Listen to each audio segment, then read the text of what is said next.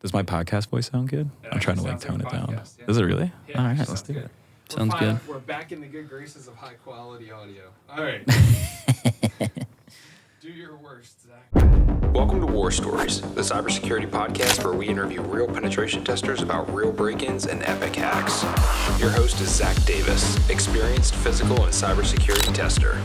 In these short episodes, you'll experience the adrenaline rush and hear firsthand what it's like breaking into companies for a living. Enjoy the show. All right. Welcome to another episode of War Stories, where the real star is the coffee. I asked ChatGPT to write me some coffee slogans that had to do with coffee and podcasts because I was running out of them.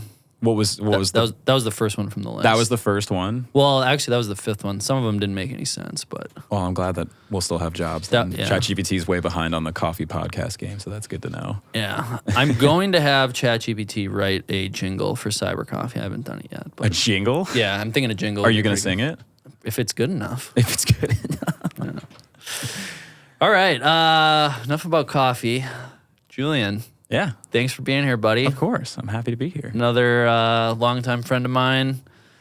Got an interesting career in InfoSec. Yeah. Happy to have you here. Yeah, man. Excited to get some AppSec stories. Am I the 25,000th Protivity guest, or where do I... It's like at least the 10th, right? It's been a pretty heavy of people who Yeah. worked at Protivity, but it's all good. Oh, I'm really excited to be here, man. Yeah, Thanks so much. Yeah, I'm excited to have you. So you were another one, kind of like when we had Huang last week. You were an intern at Protivity. We worked together there for a while, did some overlap. But overall, I guess, how did you find yourself as the AppSec professional you are today? The AppSec professional.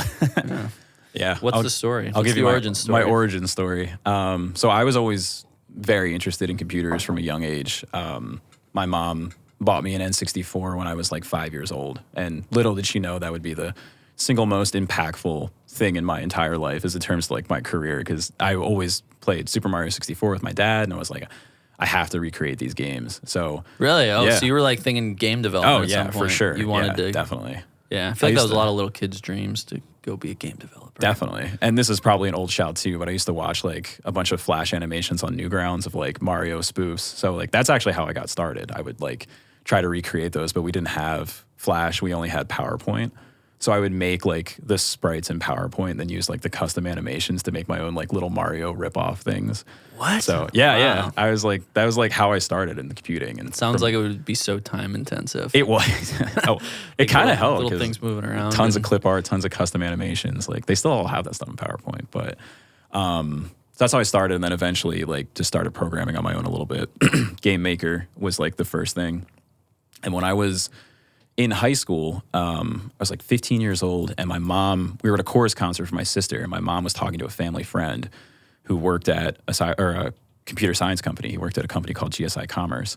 And I kind of wandered up as the little piece of crap that I am. And she was like, oh, my son is interested in doing, computer science one day. And he was like, oh, do you want a job this summer? I was like, what? I'm 15. So he actually gave me an internship at this company called GSI Commerce. And I was like I couldn't even drive yet. So I was like begging my parents to drive me into like this corporate office. They would drop me off and pick me up. Worked there when I was 15, and then they got acquired by eBay. That's what I remember is Yeah. like when you came on at the lab, you were like, at some point it came up that you worked at eBay when you Yeah. were 15. GSI Commerce did like, they used to run commerce sites for like large companies. They used to do like, I think Toys R Us was like our big client, and then like NFLshop.com. So they were like the biggest company you never heard of. And then eBay, because they were also in e-commerce, they were like, well, we want to buy this and build out like a different service line. So they called it eBay Enterprises. And then I worked there from the time I was 15 until I was 20, just doing like internships every summer, just doing like little bits of dev work, nothing cybersecurity related at all. Like I didn't really know too much. I feel like you remember you telling me it was kind of like web development. Web dev, stuff. yeah. I worked in their network operations center, their NOC, which was like a 24/7 monitoring of like just making sure that everything was up and running. So they were dealing with like probably DDoS attacks, but that was all over my head. I was 15 and didn't really know. This would have been like what, the early 2010s? 2000. Or 2010s. Are you dating me right now? Doxing my age? Yeah, I'm just trying to think. I mean, what's the state of cybersecurity at the time? It was probably getting DOSed and stuff. Yeah, definitely. It was like 2011, I think. Yeah, because I graduated high school in 2013, which I'm so old. But did that for a really long time. Really enjoyed it, learned like a ton, and then wanted to see what else was out there. So my sophomore year of high school, I got a job at Lockheed Martin doing like air traffic control safety, which was okay. But I remember when I was a freshman, these really cool cats came in and gave a dope presentation about this company called Protivity. And Matt Shirley? It was like, yeah, it was Shirley and it was Jody, and they were like, yeah, we like go dumpster diving for documents, and we hide in closets until after hours, and then go in and hack and break into stuff. And I'm like, that sounds awesome. That's what I want to do with my life. So I applied there and luckily got an internship. But during the internship interview, I remember when I was at eBay, I went to one like lunch and learn about just like cybersecurity, and they were talking about this thing called SQL injection. And they were talking about like, yeah, if you want to do secure development with SQL injection, you should use prepared statements, not use user input directly in a SQL query.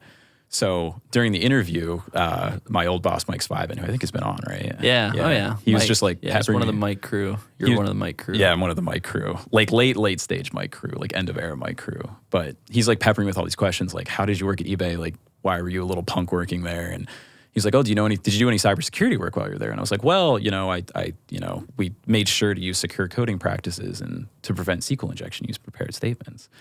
And he like lit up from that. He was like, oh, whoa, that's like a really, and I literally had no idea what SQL injection even was.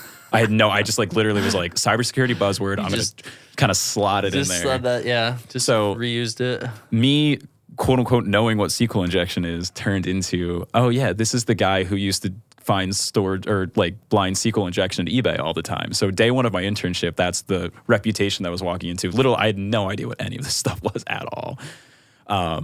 But it was really fun. Everyone was really great. You were an awesome mentor to me when I was working there, showing me a bunch of cool stuff. And then I remember you were one of the sharp ones. You, I think, caught on really quickly. Were ready to hit the ground running and learn. You definitely did a good job with the web app. Yeah. Spent a lot of time working with Sandeep and Frelick on. Yep. So you did some of the hardware stuff too. A little bit. That was actually my main project during my internship. Is like day one, Frelick's been on too, right? He strolls into the lab and he puts a pacemaker in front of me and my other intern at the time. And he goes, "This is your summer project. You got to hack into this thing." And I like did not know how to do that at all. But it was cool. That was like, I learned a lot about Bluetooth hacking through that. We've talked about the Faraday cage a couple times, the one that you guys built, and we're going to insert a picture of it right now because you just sent me the picture of you sitting by the Faraday cage. This Faraday cage was like 4 foot tall and maybe, 4 square feet on the inside.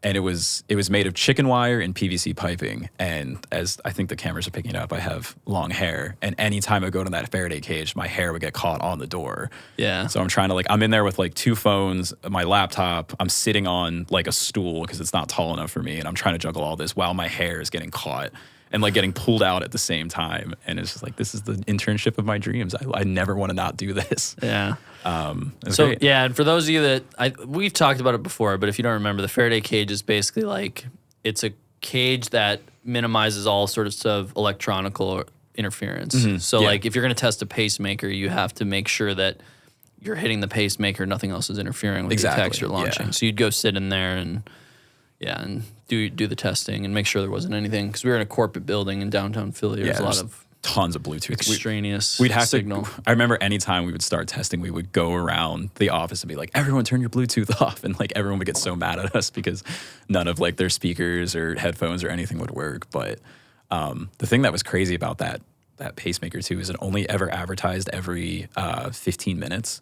So, and we had no idea what the interval was. So we would sit in there for like long periods of time to try to catch like this 3-second advertisement from like as long as it was going. And I don't know if it was just because the room was really hot and we had poor circulation and there's just a lot of bodies in there, but I think the Faraday cage also traps heat.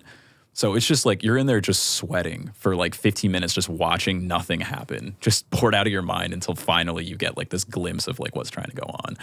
So that's how I spent 8 weeks in 2016, and it was amazing. I've been really onto it since then. Worked for Protivity for 4 years, and now I'm at a company called NCC Group, mostly doing application security work. Kind of gravitated towards that just from my like experience in web development kind of parlayed nicely into that. Yeah, I mean, I think that's something that definitely held me back, or I shouldn't even say held you back. I've always noticed that people who did web development before getting into application security just had like a huge leg up on everybody else, just because I think you've spent so much time troubleshooting issues and kind of understanding the flow of data and you know, how code works. Just gives you such a leg up when you're trying to break an app. Definitely. I mean, like, in order to break something, you kind of have to know how it's built.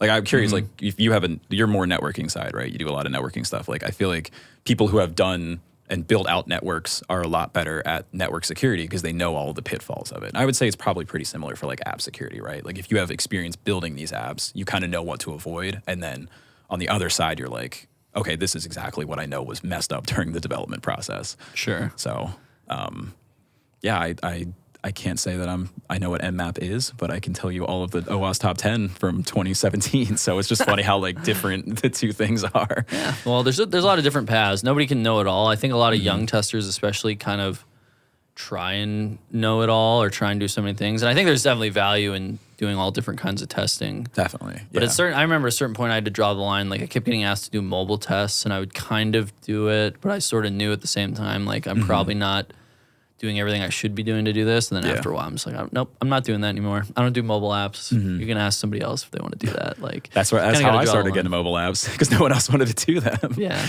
They're cool though. No, I completely agree with that. I mean, when I was first starting out, I was like super imposter syndrome.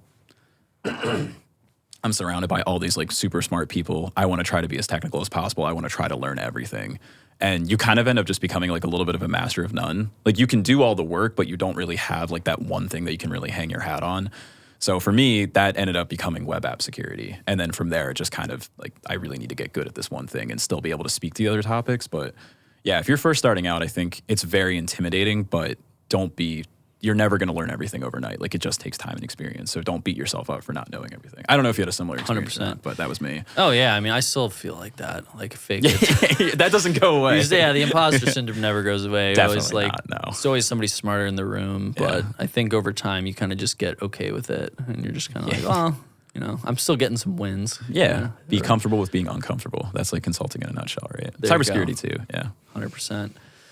So we talked about this a little bit beforehand, but, you know, being the web app guy, and we've talked about Burp in the past, I'm assuming Burp's your favorite tool. Yeah, I was like trying to think of a cooler tool to say and use, and I was going to be like a hipster and be like, oh yeah, it's actually OWASP Zap Proxy, but it's Burp. It's such a good tool. The user interface is like terrible, but it's still so good that it's like just widely recognized as the best tool. So, but they got some cool stuff going on. Like, they've introduced, if I'm saying this correctly, Bombdas, which is like a really adaptable way to do searching, and Bchecks lets you kind of build in like custom like scan options like right away. So it's definitely gotten a lot better, and it's just a great tool. I have it open 24/7. Yeah, I still use it. It's still like pretty much my go-to and my favorite tool, even though I'm probably not as good at using it as you are. But you know, there's something just so powerful about being able to see like raw traffic going back and forth, like just repeater and intruder, just those two things. That's kind of all you need, really. Yeah. Like, there are other really fancy like sequencer and like the scanning, all the optimization and like the crawling, like that stuff's all great. But like, honestly, 90% of the time I'm using the proxy, intruder, and repeater. That's pretty much all you need. Yeah. So, but 100%. I really like Portswigger though. The Portswigger, like, for those who are looking to get into web application security, the Portswigger Academy is like a great place to start. Yeah, that's what I recommend to everybody. Absolutely, I'm like, if you want to just like get into something, like, it's free, you can get out there and like learn a lot of really cool techniques. Yeah. So, and it's hard. Some of the ones, the advanced ones, I can't even get. They're good stuff there. So definitely a really good resource for sure. So, awesome. Yeah.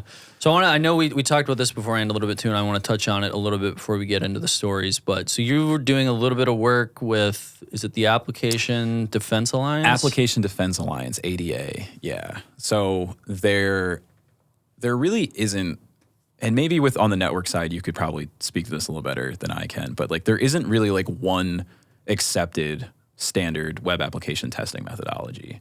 I would agree. On the network side, there's not either. Like, there's the PTES, like pen testing. There's like a pen testing standard. Yeah. We were actually just talking about it for some marketing purposes. I don't think it's been updated since like 2014. Yeah. So I don't know how valuable it still is, but. And that's kind of how the web app side is too, right? Like, OWASP is like the closest thing, right? And there's the application ASVS, I forget what it stands for, but OWASP is not a pen testing company. They're an education company, right? They're open web application security project. Like they're interested in education.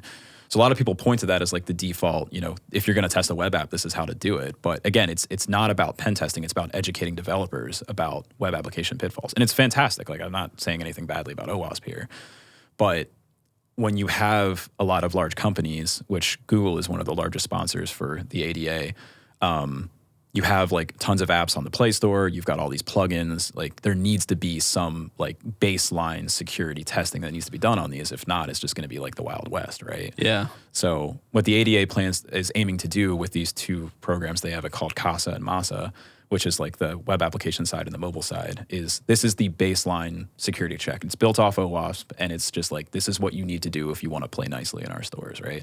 And right now you get a really cool security badge if you do it, and it's a great program to be a part of, but that's the plan of the ADA, is to like unify and try to come up with some level of this is how to test a web app, at least at a very high level. So it's been exciting to work with. It's a neat project. Awesome. Yeah, well, and correct me if I'm wrong, like I think one thing that I was definitely confused about for a long time, and I think people get wrong a lot, is like OWASP, people always think of like the OWASP top 10. Yeah. But at the end of the day, that's not a testing methodology. It's not. It's just kind of a categorization or like sort of a framework on how to, I guess I would call it like how to frame up findings, or kind of like different sorts of vulnerabilities are going to fall into those buckets. And it gives, kind of a way to categorize and quantify like those issues. But it's not a testing methodology. It's not, they have testing methodologies that they've released, check, like there's the OWASP checklist. I use that for a long time. Yep.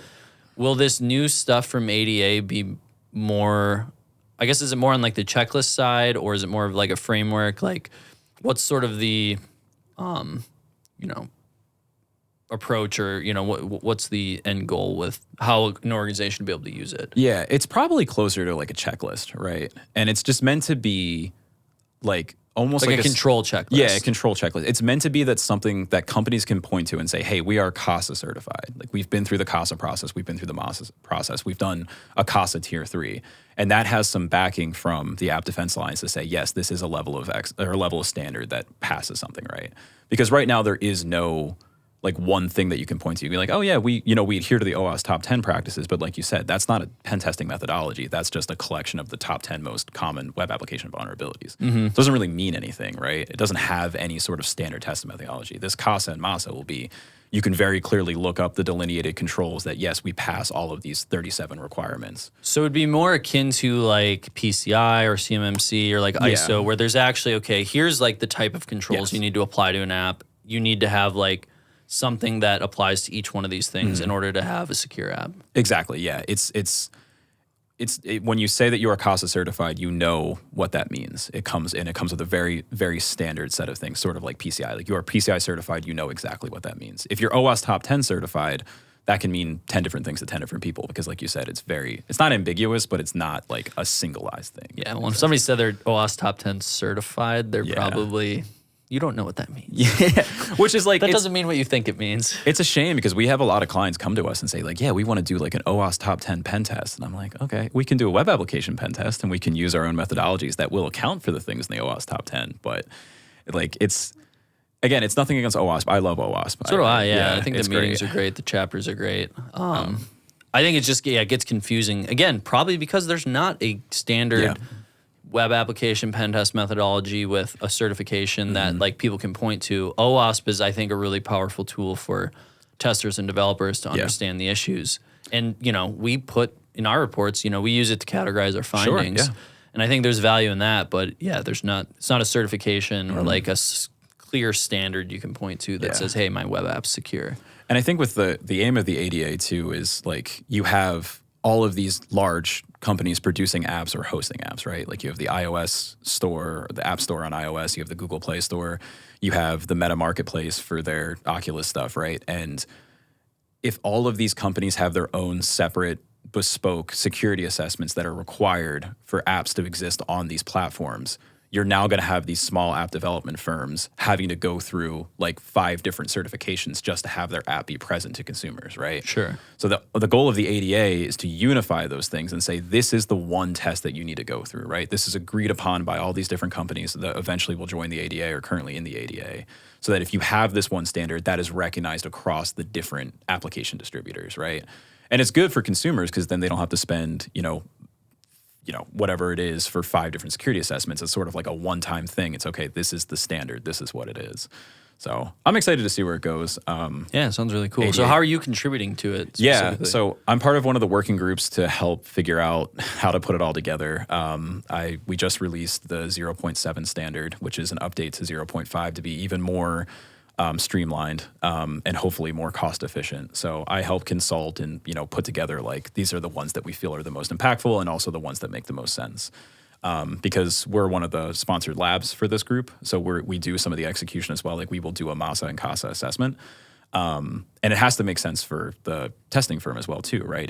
We can't be hounding developers for architecture diagrams and CI/CD pipelines. Like we're more interested in just focusing on like what is the application actually doing, right? And not that stuff's not important. It's just for what this is trying to go with the streamlined approach, right?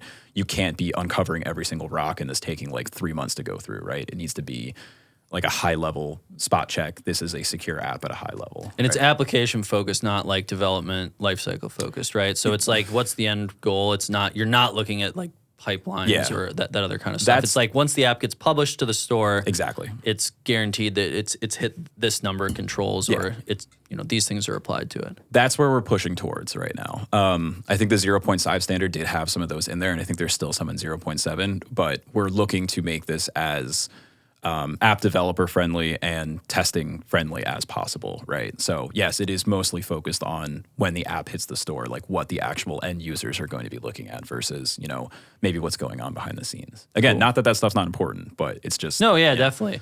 Well, I think, you hear about it, I think a little more with the Google Play Store, or at least you used to. I think the App Store, people kind of just generally trust anything that's in there. They assume it's being vetted, but there have been issues with malicious apps getting posted on various things. So I think this will also give consumers who are a little bit more concerned about their security and their data and stuff like that a way to say, oh, hey, this is badged. Like we know this has passed certain compliance checks and it's probably okay to install this. Yeah, and I think what's really exciting about 0.7, which is the most recent release, is that it accounts for privacy as well. So there are a bunch of privacy controls in there too. Like, is it very clear about what the application's actually collecting? And then on top of that too, like, is it only requesting the permissions that were required? Because one of the big problems if you put an app on your phone that says it's doing one thing, but it's actually just harvesting your data.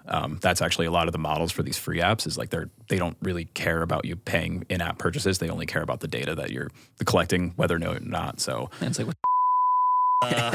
that would be cut. That would be pretty bad. Yeah. But so yes, you are correct on that. Yeah. Anyway. Yeah. So cool. Well, that stuff sounds exciting.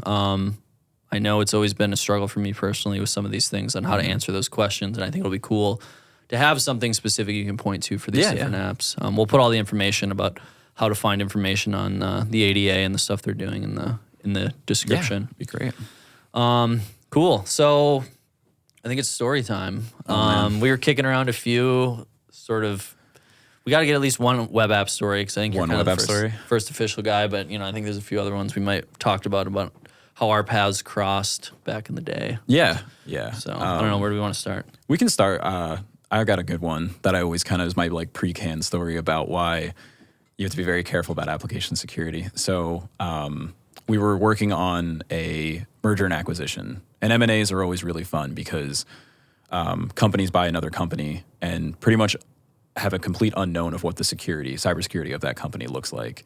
And it's usually like a very short turnaround because you usually only have like 2 or 3 weeks as this deal is being processed. And you basically have to look at everything, like internal pen test, external pen test. If they have web applications, we have to look at that. We're looking at some of their architecture. We're looking at, I think we even did dark web scans for this particular one just to see if there was any like customer data that was out there on the dark web. And depending on what you find, not in this particular case, but in some cases, it can actually like halt deals, right? Like if someone, and it can affect like the sale price. So it's this really interesting, like we're working with the person who's being sold and they're like very cagey about giving us information. And then the company who's buying it is like, go find everything you possibly Yeah. can, right? So it's this really Find the weird, like, skeletons. yeah, it's a really, they're really, really fun. And so we start, I'm tasked with looking at the web application, and a coworker of mine's tasked with looking at the mobile application. And we're like 4 hours into the test, and the person doing the mobile application is like, hey, the web services here look a little strange. Can you take a look? And it's a SOAP-based web app or web services, right? So it's a little bit different than a REST-based. It's SOAP-based. But they had, I won't get too technical here, but they have a WSDL file, which you can very easily import. And that basically just gives you like the entirety of all the web services calls, right? Everything that's available. Yeah, it's like kind of like the documentation. It tells like the client, okay, here's all the things that you can hit versus, I always sort of wondered that about SOAP. So do they do that like, is that to help out the like client or the developers, or is it so like multiple different clients can design, or there can be multiple different clients that use the same API? Like, it's a good question that I don't really know the answer to. I think it's what you're saying though, right? It's like, you need to have some type of education about how to make these calls so that people can actually use your API. But I don't think they're required in any capacity. I think so. Anytime you see a WSDL file, it's like, oh, this is like basically the blueprint about how this API works. That saves me 75% of the trouble for testing it. Got it. Yeah, and I was just going to try and bring that up a little bit for the audience. So if you think about like what an API is, that's an application programming interface. And if you have an app on your phone that's communicating up to Google or Facebook or whatever, like the phone's going to make a web request in the background up to this API, and you can pull data down and push data up. And, from an attacker's perspective, you have to know how the API requests are like formatted. You have to be able to send correct data to get correct data out. And from an attacker's perspective, that's sometimes the hard thing about attacking an API is, okay, we just don't even know what the functionality is. We don't know what the URLs are. We don't know the structure. Right. And a WSDL file, if you find like a SOAP API and the WSDL file is set up a certain way, you can just pull all that down and just basically make one web request. Okay, here's the schema for all the APIs, and could potentially be dangerous, I guess. Yeah, it's like trying to get from point A to point B without a map, right? And you're just sort of like feeling it around, and eventually, if you meander long enough, you'll get to point B, right? But if you have a WSDL file, it's like having Google Maps telling you exactly where to go and how to get there. So anytime you see that as an attacker, it's like, this is gold, this is great, this is exactly what we want. It's not a security vulnerability of in itself, right? Because it's just information, but information is power. So we get this file, we load it up. I'm looking through all of the different API calls, just looking for something that's interesting. And I see this one web request that's literally called get SMTP credentials. I'm like, oh, that's interesting. Like that's probably a debug function that was left in. It probably doesn't work. So I load it into my program, I execute that function, and it comes back with 250 plain text username and passwords to emails, some of them Gmails, like some of them personal Gmails of these different companies that were being acquired, and some of them like the official help desk of like these larger transportation companies. And I'm like, wow, that's really weird that they would include this test data in like this publicly facing API. Like they should probably get rid of it. And the person sitting next to me was like, those look like actual credentials. I'm like, no, they're not actual credentials. Like that's like the first thing that you want to make sure that you don't have this API doing. So she was like, just try one. I'm like, I'm not going to try one. She's like, just try one. So I'm like, okay. So we go to Google, we put it in. I'm like, even if this credential works, it's probably protected by MFA. Put the first one in, it works immediately. And so it's not only credentials for the app that you're testing. No. It's their credentials. So this was a transportation company in the UK, and they basically like worked with a bunch of local taxi services, and it would be like you can just call up a taxi whenever you wanted, right? So all of these local taxi services had their plain text email contacts in there, probably unknowingly to these smaller companies too. So like some of them would just be like one guy who has a taxi, and others would be like a fleet of like 50 taxis or 100 taxis, right? And literally all of them were like every single credential we tested. So they must have had some sort of functionality in their app where it was like required the email credentials to send emails. Brother, I have no idea. Because we looked through this app, we were like, it's got exactly what you said, right? There's got to be some like contact or something, and like nothing. There was no functionality in the app that tied back to this API call at all. So like one, it was a publicly facing API, and two, they're storing plain text passwords, which was like a huge, you're not supposed to do that at all. App developers at home, don't do that. Because you're supposed to encrypt those or hash those and put them in a database. So they're like already like failing like 50 different things. But the cherry on top of all of this was like, okay, this is a like, you know, it's not a publicly facing application. You have to be an employee of this company to do this, right? So you need to be like provisioned account. So it's not like terrible. It's still awful, but it's not like terrible. But I was looking at this and I'm like, well, what happens if we just like remove the session cookie and send this again, right? What if we just send this from the unauthenticated perspective? Send through the request, 250 plain text passwords just pop up. No. So the WSDL file is available unauthenticated, pretty easy to find because it's a pretty standard. Not only that, but file. like pretty common, I think, for botnets to just 100%. comb for WSDL files. People are like, scraping for WSDL files like crazy. Yeah. And then on top of that too, this very, very obviously labeled get the password API endpoint was also completely unauthenticated. So we started the assessment within 4 hours. We called them up and we were like, hey, we just have a quick question for you.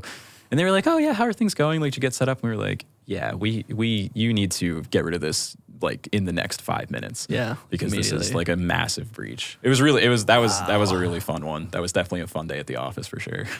And you didn't even like, it wasn't even really a vulnerability. No, like it was just, oh, here's some functionality. We're gonna. I guess they screwed up the authorization because the session cookie wasn't needed. But it's just like it's amazing how many things that they got wrong to get to that point. And the thing that was most frustrating is like this is the story I always tell, but it's like basically like a capture the flag level 1 type of thing. Like you don't have to do anything fancy. You just have to know how to use like 2 tools, and you're already immediately getting like tons of plain make text. the API call. Yeah, And it just I was like, am I doing a hack the box right now? Like what's happening? Is this a prank? I was baffled, but no, it was a real thing, and you know they were unhappy, but the acquirers were very pleased, or maybe perturbed, but pleased that we found it. So that's a fun one. Cool. Yeah.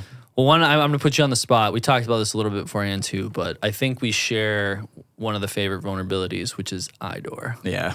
So for the non-technical audience, IDOR stands for Insecure Direct Object Reference. And I'm going to really put you on the spot and make you explain what. Is this an interview or is this just you? It's just turned into an interview. Yeah. So anytime you make a web request, it is considered a stateless action, right? So if I'm requesting my information from an authenticated standpoint, like if I'm going to, you know, like an e-commerce site, I'm looking at my profile. The only way that the web server knows who I am is I have to tell the web server who I am, right? And the most common way that happens is something called a session cookie, right? Like an identifier value that you get when you log in that the backend server knows that says you are who you say that you are. Right? Yeah, and I think a lot of people know what cookies are when like that gets thrown around in regular life, but I think it's usually talking about tracking cookies. Yeah. This is sort of, I guess it's not really, it's a little bit different. When you log in, it's basically like you go and log in with a username and password to an application, and you're going to get back the session cookie, which then your browser, as it makes more and more requests to the server, instead of sending the username and password every single time, you're just going to get back that, like, it's kind of like your ticket. Yeah. It's like a code name. It's like an agreed upon code name that says, I am who I say that I am, right? Yep. And when you log out, that code name gets completely erased. And when you log in again, you get a brand new code name, right? That way someone else can't impersonate you and potentially like steal your data. But sometimes instead of using a session cookie, especially when you're talking about an API, like you said, there are other ways to identify yourself. Sometimes it's like a user identifier, right? And that user identifier is static. And sometimes that user identifier is only like a string of numbers, right? I'm user 123. Hey, give me all the information that you have about user 123. Well, as attackers, what we can do is we can proxy that request that goes to the web server, and we can change and say, hey, I'm actually not user 123. I'm actually user 345, right? And if the server isn't validating my identity against the session cookie, it's just going to blindly trust that I'm user 345, and it's going to send me back other users' data. And that's called an insecure direct object reference because you're insecurely referencing another object that doesn't belong to you.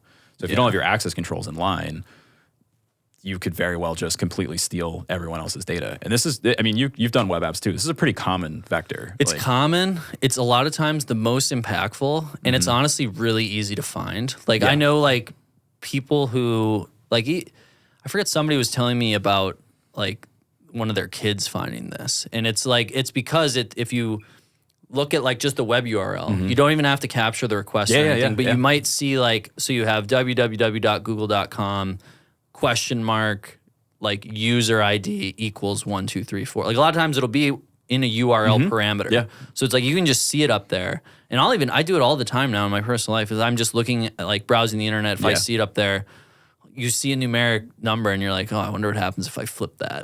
Iterate it one, iterate it back. Like they're everywhere, and they're really easy to find. They're really easy. I was just doing this. I was signing up for pet insurance for my dog, and I log in, and I just see like, / whatever it is, question mark, pet insurance ID equals 1, 2, 3, 4. And I was like, I wonder if I just flip that number. And then I was able to see like everyone else's pet insurance policy and their pet's name. And I'm like, okay, this is pretty low stakes, but I kind of now have to like say something. Yeah. Which was frustrating. But it's super common. And what's even scarier about this too is like automated tools have a hard time finding this, right?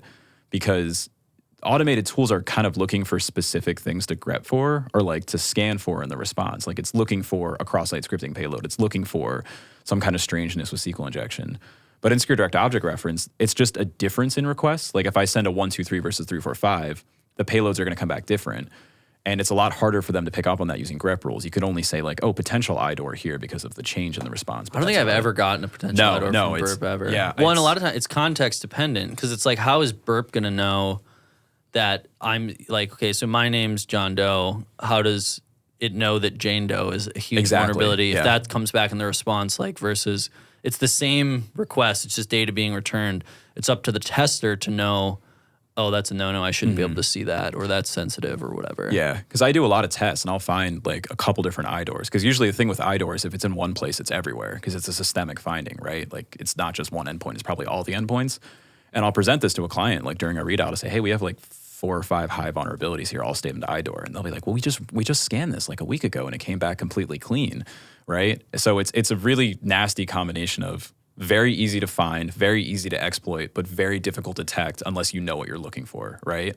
So I think that's why it's super common, and it's not going away. Like I know there are some like scans that are getting better at it, which is fantastic, but it's still like I find it probably every other web app assessment I do. It's pretty common. Anytime it's like a homegrown web app that hasn't been tested before, and by homegrown that means like some company is developing their own app versus buying one that's based on like a framework or some other sort of SaaS product that's been tested before. My developers out there, don't reinvent the wheel. There are off-the-shelf automated authorization IAM solutions that are going to be better than anything you can write, unfortunately. Which there's a bunch of like cloud native ones now, especially if you're doing like AWS or Azure. Like they've got authorization frameworks that you can just like build your app on top of. It's like use that. It's way easier. It's going to be less overhead, and you're not going to have to worry about some of this stuff. And as testers, when I see like, oh, they're using, built-in framework, I'm probably not going to spend quite as much time testing it because I'm like, oh, well, this is a lost cause. I'm not going to find a vulnerability in, whatever service. So. I roll my eyes when I see it. I'm like, oh, another IAM app. Like it's nice. It's not going to be as much fun. And then when I see a custom one, I'm like, ooh, here we go. Yeah. And if I'm doing that, attackers are doing that too. It's like, if you're doing like a pen test and a company's like, oh yeah, we actually do our own encryption. It's like, what are you doing? Why are you doing that? Why are you doing It's a bad idea. What are you doing? They're like proud of it. Yeah, they're like, yeah, we don't play by your daddy's rules. Like we're doing our own encryption here. Yeah. So cool. What other stories? We worked together on something fun. Yeah, so that was the other one we were talking about, which I had kind of forgotten about. Yeah. But so this goes back to when you were an intern and I was probably a C1 or C2 or a senior. You might have been or something. like a fresh senior. Yeah. Yeah, fresh senior. So I think we were doing social engineering phone calls for a bank, right? Mm-hmm. Yeah, it was actually a pretty fun one because it wasn't just like, hey, call into help desk and try to get like a user password changed. It was call our customer service line and basically just try to get as much information as you possibly can, right? It was, first try to see if you can impersonate a user and then see if the bank customer service will give you information about your own banking back. And then the final phase of it was see if that customer service rep, without passing the proper authorization, will actually send money to someone else, like send money to a bank account that you have set up. So they gave us 5 or maybe 10 actual customers with, I think, barely any information outside of their name. Yeah, I got to give credit where credit's due. I learned to do this at my first pen testing job. I was working at a company called Clifton Larson Allen, and their client base was like tons of banks and credit unions. Mm-hmm. So whenever we had to do social engineering phone calls, we would do the typical help desk stuff, but then a lot of times we would do this, okay, what kind of information can we get out of their customer service representatives using only public information? Mm-hmm. So it's like, if you think about it, well, somebody's name and somebody's address, like those are super easy to get. Like you can kind of just walk by and steal something out of a mailbox or whatever. And this is how like actual fraudsters who are trying to steal money will do this kind of stuff. And we would get like recordings from the customer service representatives of like real scammers calling in trying to do this type of stuff. And basically you'd call in and you'd be like, oh, this is so-and-so. And, you know, they'd be like, okay, I just got to validate you. And they'd be like, what's your social security number? And you'd be like, oh, I don't know. Yeah.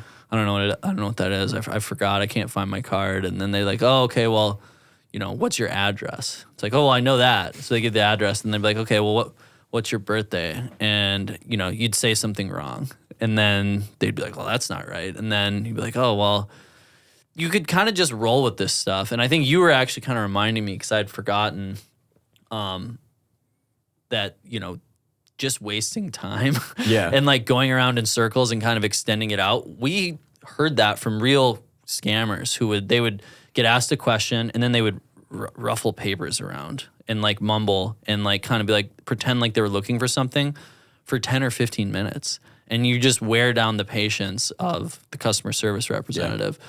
So I think that's kind of what we were doing with that one. You were really good at that. You were like, watch this. I'm gonna be on this call for like 50 minutes, and I'm gonna be the dumbest person who has ever walked this planet, and they're gonna give me everything because they got super impatient with you.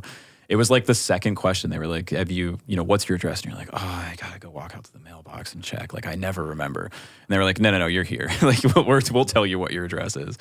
And it was super effective. I remember I tried to do one and I was like, I don't usually get nervous for stuff, but phone phishing makes me so incredibly nervous. I don't like doing it anymore. It's tough. And I like folded immediately. I think I hung up after like 5 minutes and you were like, yeah, you're not allowed to make calls anymore.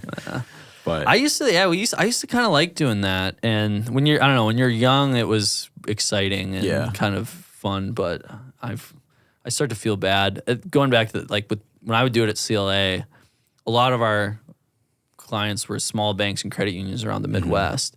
So you'd be talking to someone at a bank in northern Minnesota and it'd be like this little old lady and she'd be like so sweet and so helpful and you'd act stupid and you could tell like, oh, like she's legitimately trying to help somebody. Yeah. Like she's trying to be really nice and like go the extra mile. And I'm just like taking advantage of her. And you're kind of torn because part of it's like, well, you want to protect her against the real scammers, but at the same time, it's like, this just feels dirty. We had a friend of ours who I won't say his name, but he knows who he is. He was doing phone phishing and he was talking to someone who was like an older woman who was like really struggling. And the goal was for the person to give you the password, like tell them your plaintext password. So he's being like super nice to this old lady and she's like, like my password, I always make it the same for everything. It's I love my granddaughters, 22 exclamation point. And he just like, I was in the room with him, his head just sank. He's like, that is the sweetest thing ever. And so sad that I had to get that information out of you. Like imagine, I love my granddaughters. Like that's killer. That's so sad. Yeah. That's a tough one. But well, I always kind of hope it turns into something positive at the end. I think when I used to do phone phishing, I made that very clear. I was like, I will only do this if the person doesn't actually, like if who I'm talking to doesn't get like fired, right? Like maybe re-educated or like, hey, this is where you messed up, but like I don't want to do anything that jeopardizes someone's job. And I think when we worked at Protivity, they were really good about that, right? We actually, I think we're very hesitant to even say like who we talked to. We were only like, this is the results that we got. So yeah. But it should always be used for training. Not exactly. That should always be a training opportunity. It's in no way to get anyone fired or lose their job, right? Like it's when you're a customer service representative, you're taking like 50 calls a day and you're just trying to get through them. So like if you mess up one time, it's very detrimental, but it shouldn't be the end of the world. It shouldn't be how you lose your job. Yeah, and usually if you get somebody once, then they're going to be, they'll be, then they know they'll be a little more on edge. They'll be a little more. Don't fall for the less trusted, the dumb guy Minnesota accent. That's what I learned through that experience. Yeah, well, I thought my Minnesota accent was gone, but back then I might have still had a little. What are you talking about? Do I still have? Do I still have it? 100%, man. I thought I changed my ya's to yes. It comes out every once in a while, I suppose. Yeah. You definitely don't sound like you're from Philly, but that's okay. Neither do I. Yeah, that's all right. Yeah. All right. Any other fun stories? I think that was a good chat. Yeah, I think it was pretty good. We covered a little bit of web app stuff. That's fresh for the podcast. We got to get some more web app people on here. Yeah. We're coming for you, Kathy. Yeah, Kathy. Which camera do I look into? That's the most like menacing. This one right here. Yeah. She knows who she is. Yeah. She'll be on here one of these days. Definitely.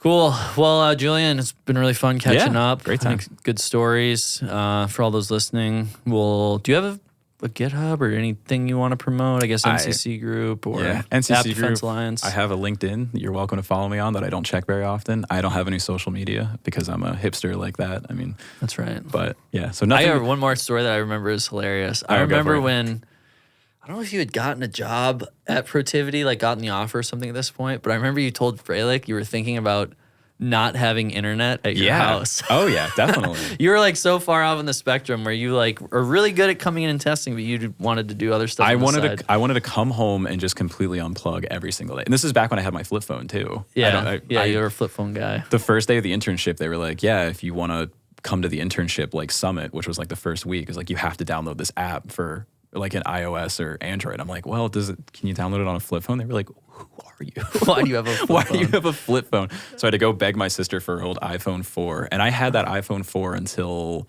2019, I think. I still have it. It Until works. It stopped working? Or? No, it still works. I plug it in every once in a while and it has the fat charger, not even the little one. Sure. So yeah, I'm a little off the grid. But Yeah, I just thought that was hilarious. Yeah. Like Fralick was like, "Yeah, I did tell him no, you have to have internet." Yeah, Like, and I didn't. I was like 21, so I was like, "Why is that a problem?" He's like, "You have to have internet. You have to be able to. We have to be able to reach you after hours." So yeah, fun times. good Fralick still gets me for that one. yeah.